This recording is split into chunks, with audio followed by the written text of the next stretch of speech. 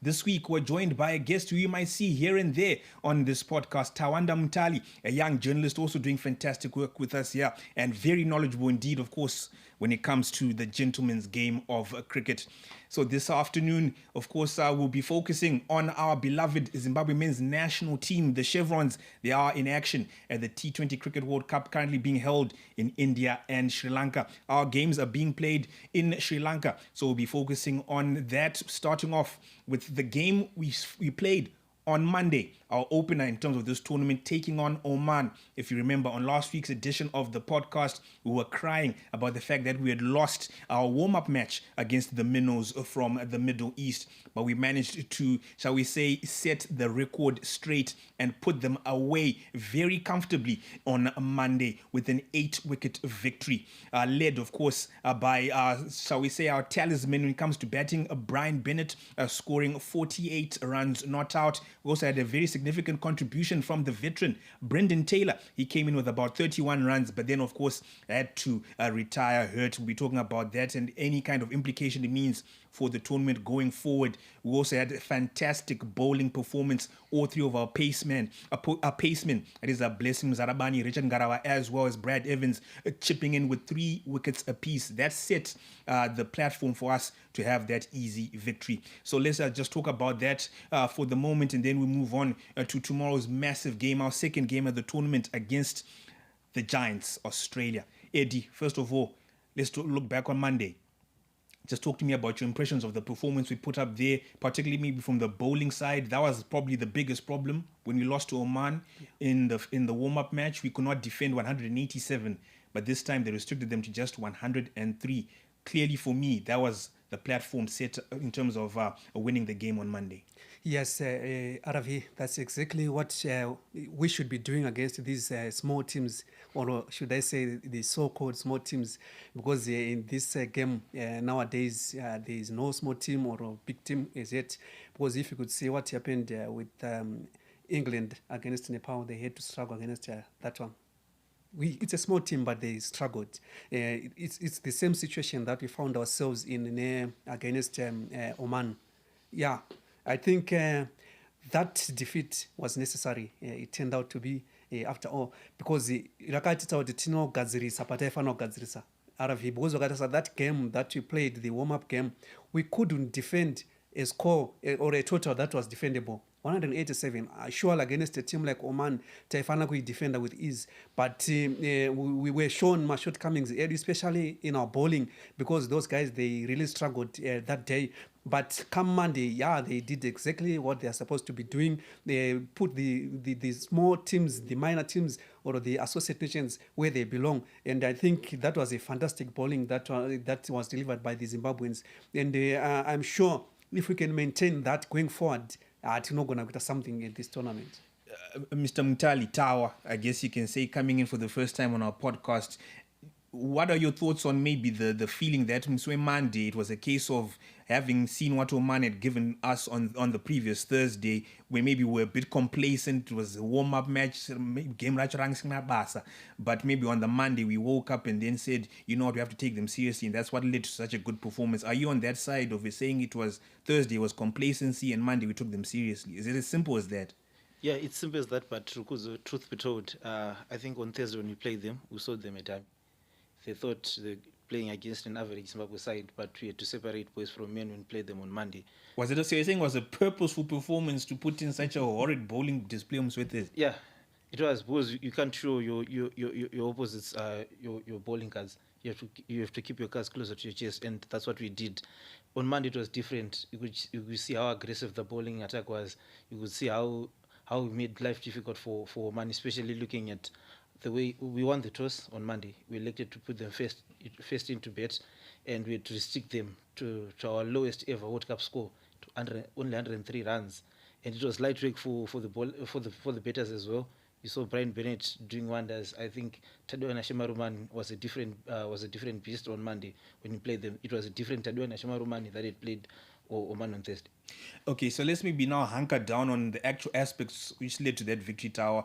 As you said, the bowling was particularly aggressive. There was a lot of short bowling. There was a lot of bounce they were finding on that pitch as well. That was giving the Omani batters too many problems. is that a sustainable way of bowling in terms of across the tournament when it comes to Australia? I think we'll preview that as well later on. But what we saw on Monday in terms of the bowling, that aggression, is that something we should be aiming for in every single game? It was maybe just in that particular match, having seen what Oman could do batting wise, we then found the tactics to make sure that we got them out cheaply. It's something that we're supposed to use throughout the tournament, especially looking at how Richard Ngara opened the bowling. Firstly, he was just making sure that he gets a feel of the pitch, and when he discovered that there was need for more short balls as well as bouncers, it was easy for the others. You saw how dominant the Simmers were. Brad Evans chipping with crucial wickets. Blessing Mzaraban was on top of his game, and Richard Ngara was also on top of his game. So I think it's something that we need to use more often going into this tournament, because if we show people how aggressive we are, people will be afraid to play against us.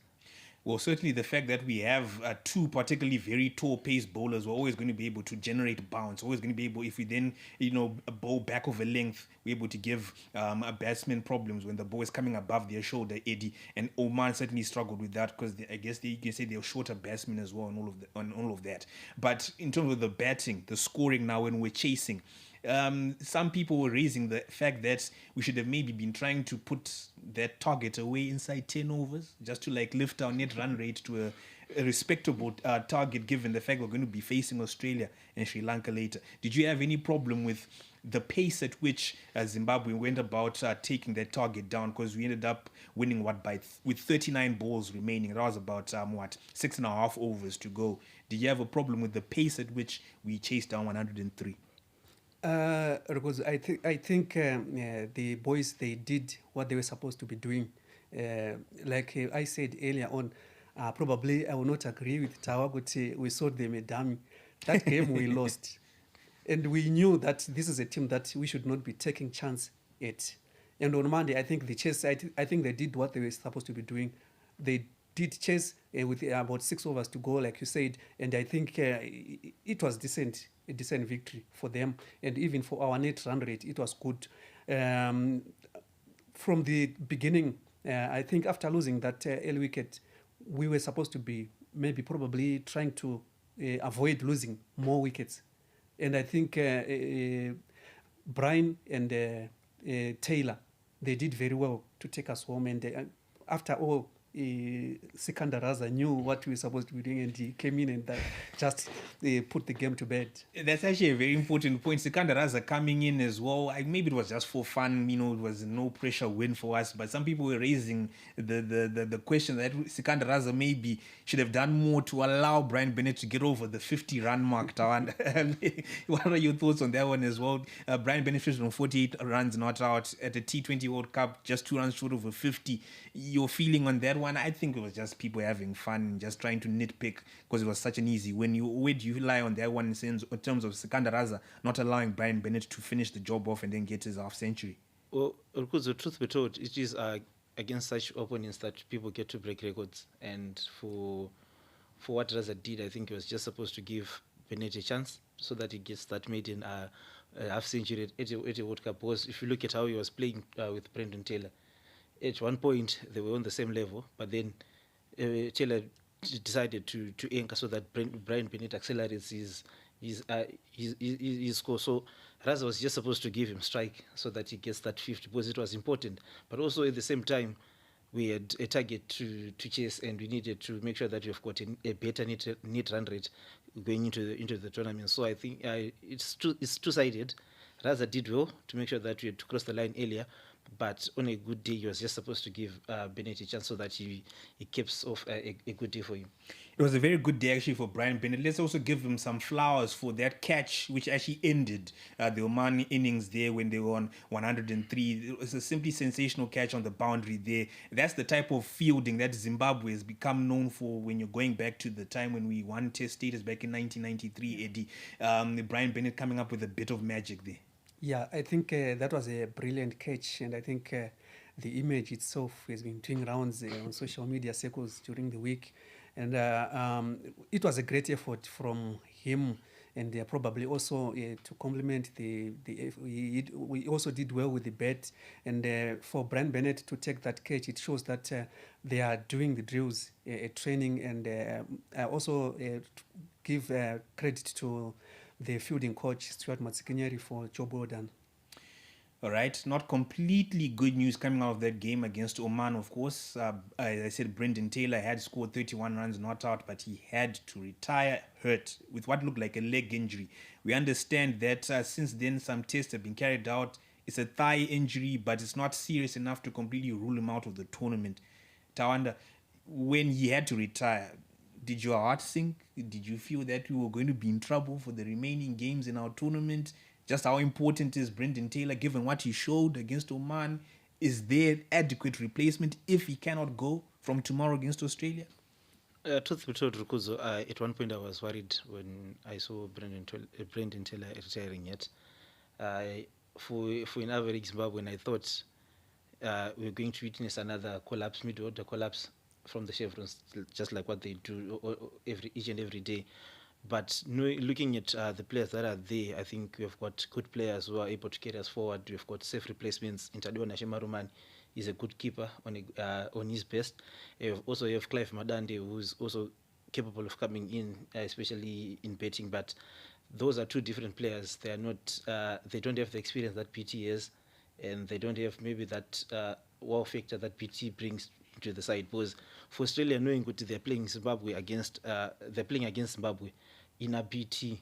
Anenge achitochaboza anenge achiziva kuti mashotsi ake haanzwisisiki kuti anoita sei, and having a legend muchitambo nayo anenge achitoziva kuti no, Zimbabwe yes kunaraza, but let's be careful pana PT. So I think tinokwanisa kunge tine replacement, but ma-replacements atinawo acho handifunga hangu kuti anokwanisa kumecha zvatinopiwa na PT. Eddie, coming on that one as well, because there was a lot of noise on social media, especially in the aftermath of that injury to BT, when people were saying maybe Wesley Madivri is going to have to be on standby to come in and replace him. And yeah, let's not lie about this. Let's not sugarcoat it. It was a very unpopular announcement there on social media, if it even came from ZC. But people were not at all happy about this. Wesley Madivri's stats were now being compared to others like Ben Curran and all of that. Do you agree with Tawa that maybe if Wes was to come in, it would not be the adequate replacement needed to keep up the standard? Yeah. Firstly, probably I would need to start by addressing the Madevere issue. ZC hawana kumbotsaura kuti Madevere will be coming. So to be zeroing in on that issue, I think tinenge takutorasike maybe probably we can focus on what we have in the squad, and probably how we are going to be lining up against Australia tomorrow.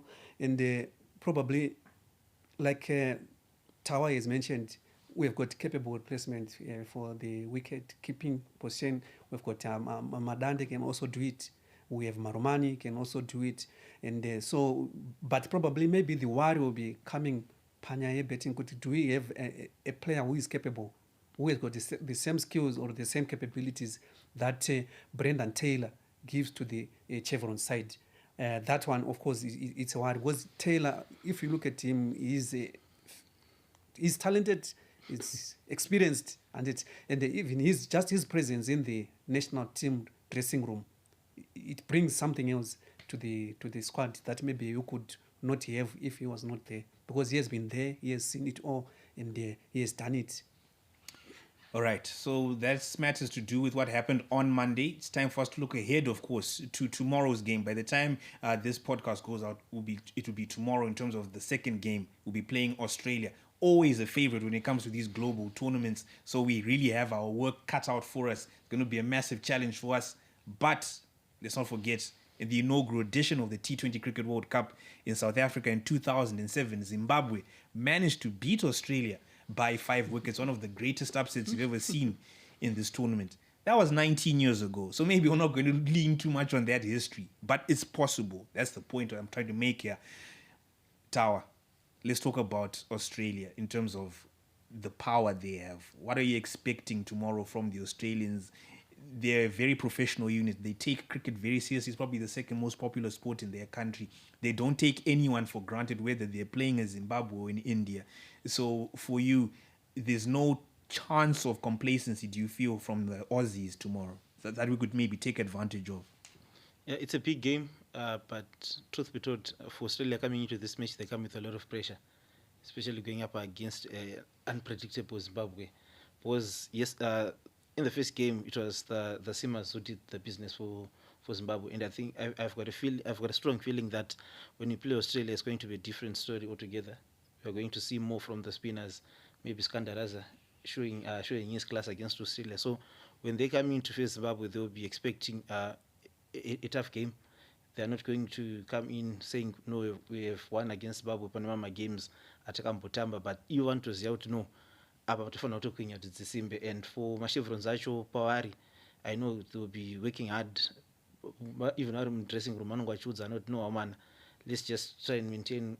Maybe let's just try and get a positive result against Australia, because it's a big game. But Australia actually coming into this game, they don't have some of their best players, so it's more of an advantage for us. But we shouldn't be complacent going into that game, because takada kuti vanhu vasimo tinokwanisa kutoona Australia ichikura ichifika kana ma200 ma225, so you have to be solid in our bowling, you have to be solid in our batting.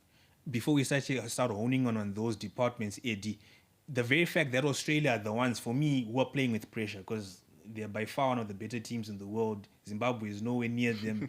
They expect to win this game, and very easily. Are we the type of team that plays particularly well with no pressure? Like, this is the time when people just play freely, their shoulders are loose, and they can let go in terms of batting, bowling as well. Do you feel that this is the very best opportunity maybe to catch Australia cold, because we have no pressure? Yeah, I agree with you guys, because if you look at it in terms of the rankings, we are nowhere near them. In terms of class, we are nowhere near them, and obviously we are the underdogs. And when you go into a game as underdogs, the pressure will be less and more on the favorites, who in this case are Australia. And we are saying we are going into this match. Probably we've got only one injury concern, but as for Australia, if you could count their players that should have been playing tomorrow or that should have been at the World Cup, I think they've lost about 3 to 4 players to injuries. And it's a setback on their side. And their plans, obviously, they will be affected, and they will be trying to reorganize and try as well to get a positive result against Zimbabwe. So there's a lot of pressure on their side compared to us. Okay, so let's now talk about the potential tactics, the way maybe we can hurt Australia. Tawa, you alluded to it there in terms of we're going to need spinners here, because as we said on Monday, we managed to target Oman with our seamers, especially with shorter balls, back of a length balls, enabling them to struggle with balls coming above their shoulder. Australia, as we know, they've grown up on pitches of pace. They've grown up in terms of the players. They've grown up from primary school age, dealing with pace, dealing with bounce. They know exactly what is needed, the skills to be able to deal with that kind of bowling. So it's not going to be our ultimate weapon tomorrow, definitely. Is this a situation where you can see maybe one of Brad Evans or Blessing Zarabani or even Richard Ngarawa being pulled out, and then there's going to be a focus on Sikandar Raza, Wellington Masakadza, and even Graham Creamer coming in now in terms of finding a way to slow down Australia's scoring, because they might be able to struggle with the spin? Well, going into tomorrow's encounter, I see maybe Graham Creamer exchanging roles with Wellington Masakadza, because Graham has got the experience. Graham knows he's got the variation compared to Wellington. So you're saying replace instead of add to? No, he's going to replace, and it will be different for the seamers. The last time we saw the seamers having more of the ball, and going into tomorrow's encounter, we'll see maybe Zarabani and Ngarawa bowling there for innings, whilst Brad Evans will see less of the ball. So, and tripa situation yakadaro, because tetina vanhu vakaita sana Graham Creamer wekuti has got the experience, ane variation, ane technique yacho, and mangwana it will be easier if we use our spinners mostly, because we've got Raza, munhu wekuti he has played at the highest competitions ese mazhinji amajaira akatamba nevamwe Australians, so it's more of an advantage kwatiri futi. and we've got Graham Creamer, a player who's been in fantastic form domestically, but I know the level of competition is now different. Vanhu vanofesa kudomestic nawo nakusangana nawo kuvatisiyani, but international experience kakambe ngainako kake kumashure.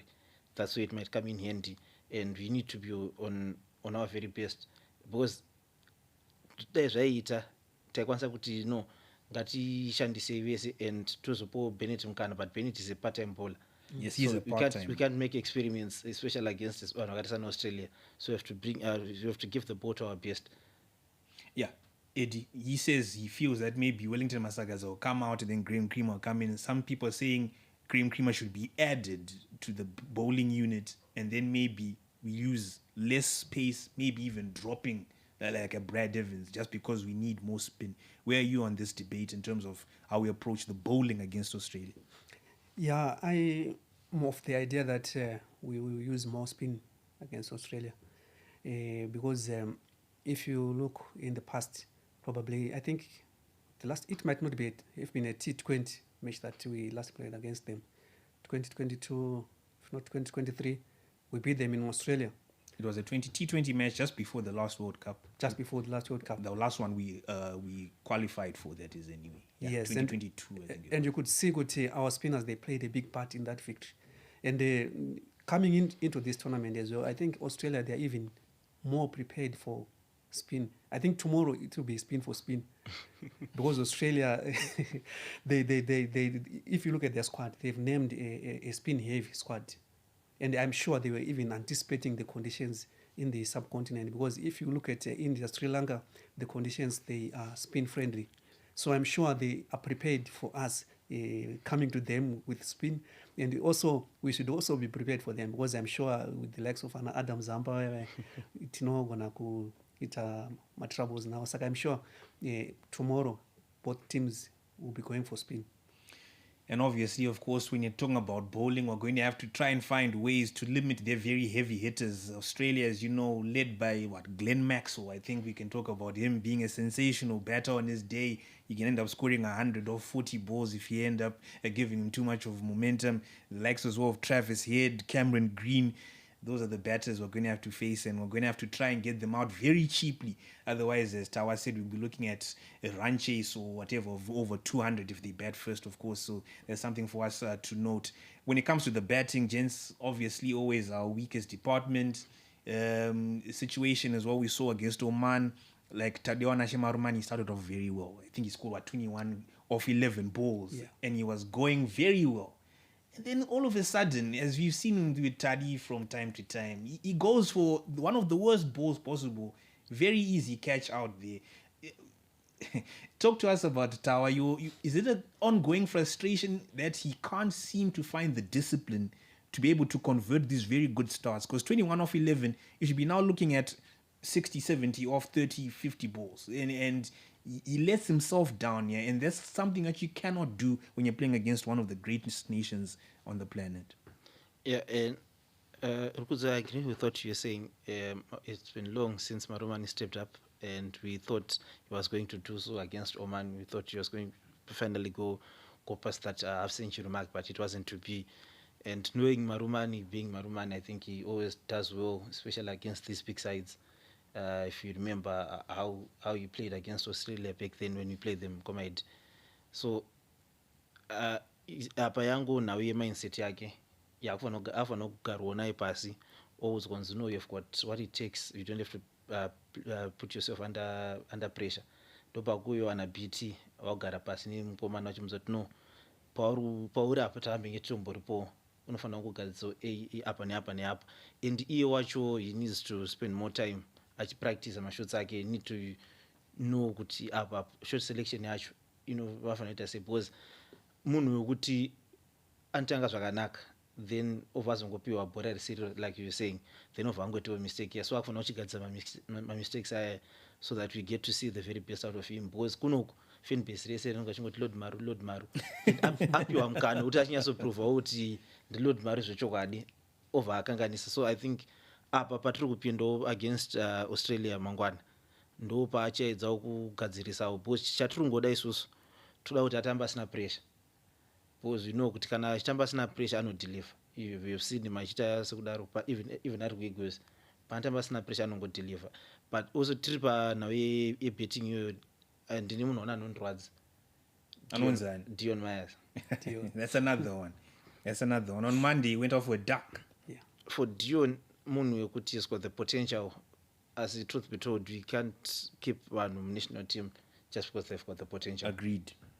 He needs to step up. If he doesn't step up, because chinoradza chinwani.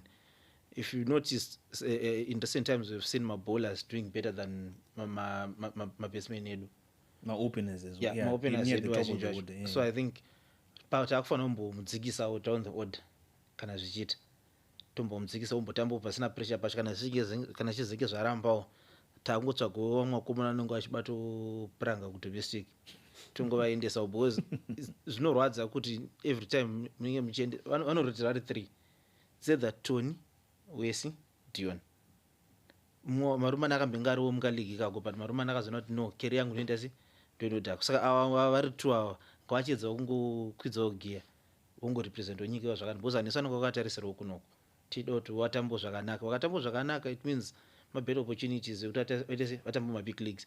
If you look at Bennett, he says kuti he's got a dream of playing in the IPL. The only way for him to play in the IPL is to do better World Cup, so that panozoitwawo matransfers aya nechi anokwanisa kudraftwa unotambo kuIPL. Manje for vamwe avo matsuzi matargets avo ndechi maybe target yavo ndeyongorepresenta nyika ungodezwa national team ndo izvo zvanotongovharana zvakadaro. Yeah, but he should have ambition to go further, like what you're saying. But he's questioning the ambition. That's the thing. He's questioning the ambition. They should have that ambition to go further, not just being content with the team, then you relax. You can see even Wasira, the other player, Tony Munyonga, is another guy who also needs to step up. Because these guys, they have been in the circles now for some time, but you haven't really seen their contributions to the national team. It's time to step up. And I think this World Cup, I think it's a good stage. It's a good platform for them to shine. A game against Australia, who exactly now are you leaning on, AD, in terms of the batting? Who are you looking at? Is it as simple as Brian Bennett, the rising star? He's still young. He's now vice captain of the team, but he's still young. He's not experienced like this. Are we now looking at it's a Skandaraza situation? It's a Ryan Brill situation. BT plays. They're the ones who are going to have to lead us in terms of the batting here, because you're going to be expecting too much from a Dion Myers or a Tadiona Shemarumani. Yeah, I think Brian Bennett is one player that we should be looking forward to. Yeah, of course, like you're saying, he doesn't have the same experience as the other guys. But if you look at his statistics, he can be a good asset. Look at him, 52 games, 9 50s, 1 century. He's a good player. So even at the big stage, I tip him to shine. Like on Monday, we were saying that he was supposed to be hitting his 10th half century. Yeah. And I'm sure that guy, I told him that challenge in his heart, I should do this and I should do that. So probably against Australia, of course, it's a different kind of opposition altogether, because of their professionalism and their approach to the game, and obviously their class. And it. So probably if he can just contain himself, try to play a mature game, I think he can be a great asset tomorrow. Then we also have the likes of Anna Brennan Taylor, like you mentioned. If he is fit to play tomorrow, I think he is also a great addition. And the other guys like Dion Myers, I think he should feel good at and it. So probably got him pay another chance, maybe tomorrow. To only good to say, because it's not like he's a bad player per se. He can do well. So maybe probably he needs to be set down with, probably get encouraged a little bit, and then we throw him out there, and we could get some good performances from him. And obviously we should not also forget we've got my handy experienced batsmen like Vanna Taylor. Taylor mentioned him. We've got Anna Raza. We also have got Ryan Bell. He can be very good on his day. And then Anatashinga Msekiwa kana kubatikidza then. I think now you can't be talking about experience there. But okay, let's talk about key performance indicators for tomorrow, Eddie. in terms of what is a success for Zimbabwe other than a win? Let's just work in a world where Australia live up to the expectations and they win. Is this a game where you're now looking at performance in terms of competition, in terms of making Australia sweat? Because when you look across the tournament, the rest of the tournament, associate nations have been giving very established test-playing nations some serious headaches. You mentioned Nepal against England. Yeah. You've mentioned as well India against the United States. That was a very, very close run game as well. Do we have it within us to at least make Australia worry about the result going into the final over? Yeah, with this kind of game, the T20, this format, it's anyone's game. Like we are witnessing right now, there isn't much of a big difference between the associate nations and the top nations. Even we have also seen my teams closing the gap, the likes of Afghanistan. Right now, we can no longer count them among the small teams. Yeah, they've been rising over the years, and you can also see on Ireland. Yeah, they may be struggling here and there, but in a match situation, you would see they can give competition to some of those top nations. Can we do that to Australia? So coming to us, I think with the material that we have, I think we are capable of doing that. Only if we can, we have the right approach to the game. Because most of the times we lost because it's in the mind. Tao, he says it's all in the mind. Against an Australia team who are supposedly so much more superior than us, can we replicate what Nepal have done, what the United States have done, what the Netherlands did against Pakistan as well, running these big teams close? Because I think if we're going to lose, there's always a way to lose. There's always a way to lose the dignity on your shield with bravery, with courage. Can we do that against Australia and maybe then take advantage of them if they're too complacent? Yes, we can, but on paper we cannot go pound for pound with Australia. They've got the quality that we do not have. But on a good day, if our guys bring their A game, we will be able to give Australia a good run, and they'll have to fight for a win against Zimbabwe. Prediction, gents. Starting off with you, Tawa. Let's be realistic. I know we want to be nationalistic and proud and say Zimbabwe have a chance. People are watching us for actual expert analysis and realism. What's the prediction for tomorrow? If Zimbabwe are to bowl first, we'll have to we'll definitely win the game by two wickets. You're already putting a caveat there. You said, repeat it. You said if Zimbabwe does what? If Zimbabwe are to bowl first, we'll win the game by 2 wickets. Eddie.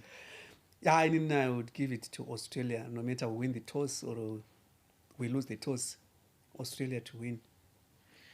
Australia will win.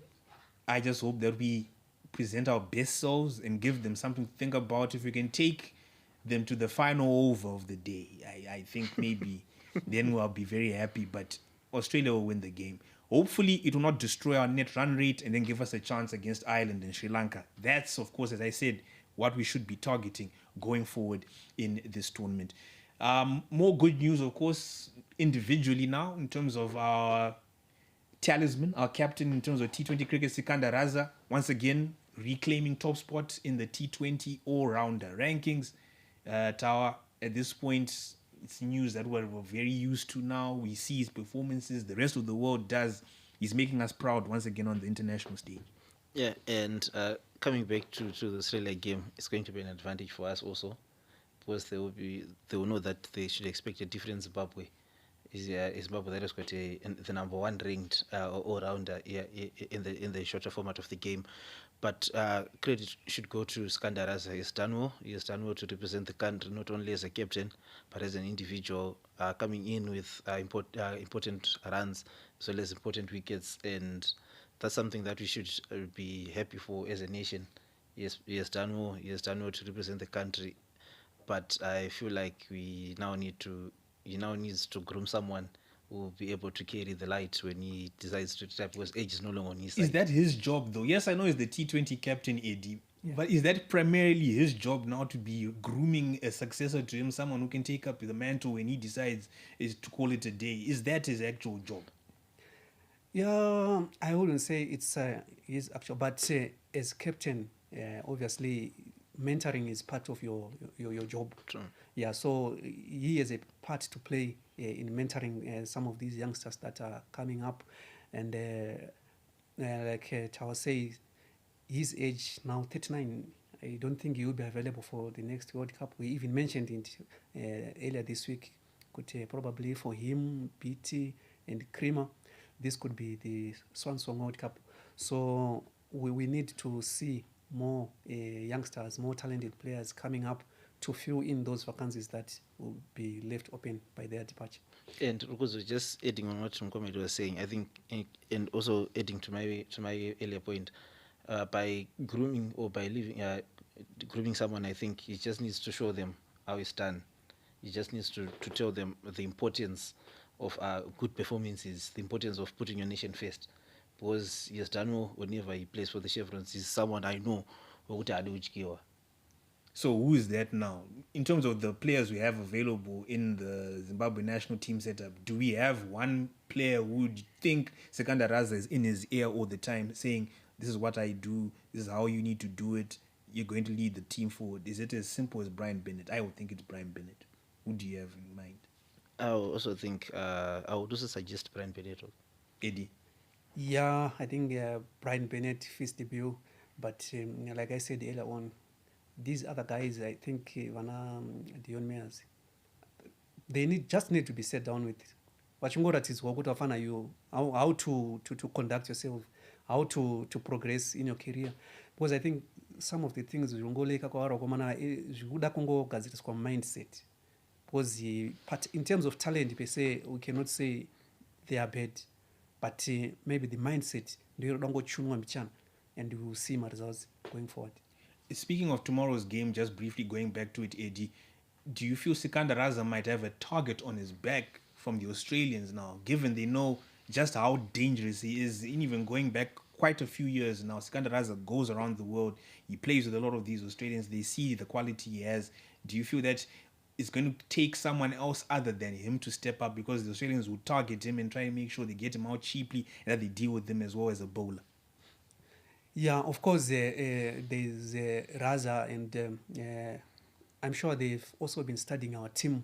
They've also been going through the statistics, and it's, to me, it's not only going to be Raza, because it's a team effort.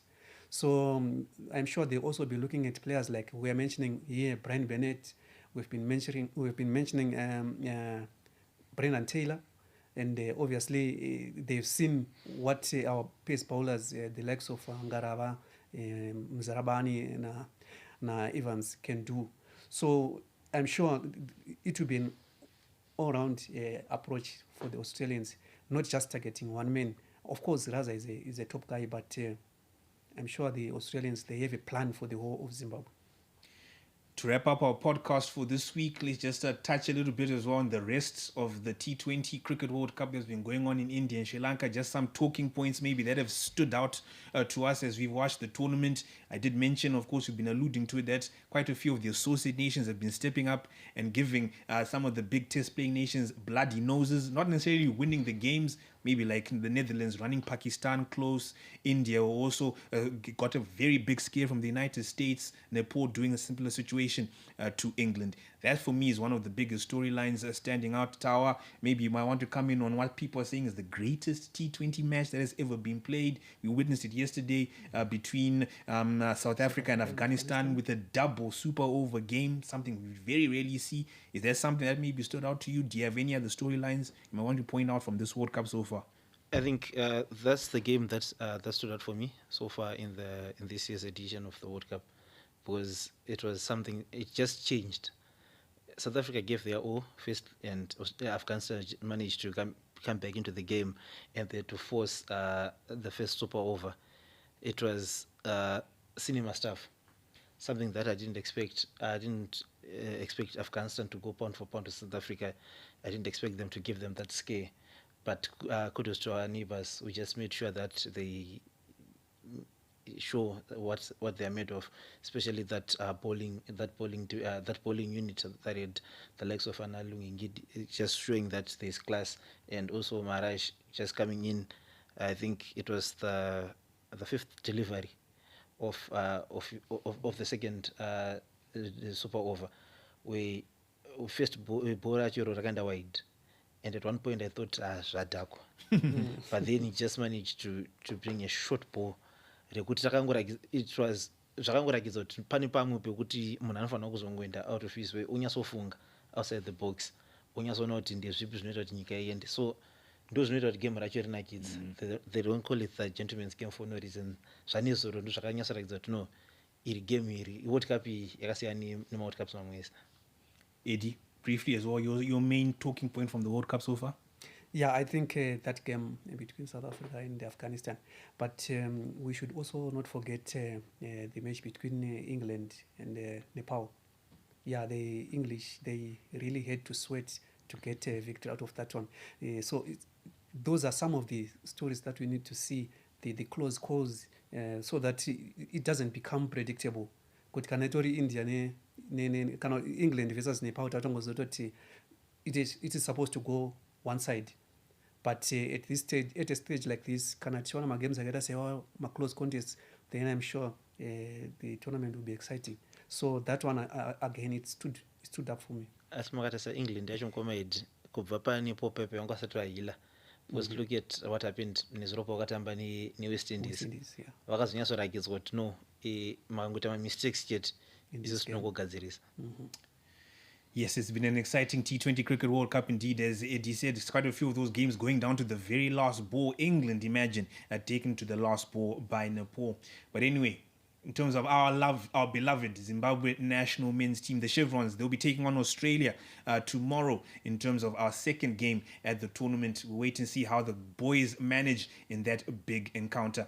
Well, that's it for this week's edition of Beyond the Boundary. Big thanks to Eddie Chikami, as well as Tawanda Mutali, for joining me. And we'll be back again at the same time next week talking all things cricket. Hopefully, we have very good news for you when it comes to the Chevrons. That's it. I'm Rukuzu Vengesa. Join us again next week here on Beyond the Boundary. And of course, you can catch us on all of our social media platforms with regards to the Zim Papers Sports Hub.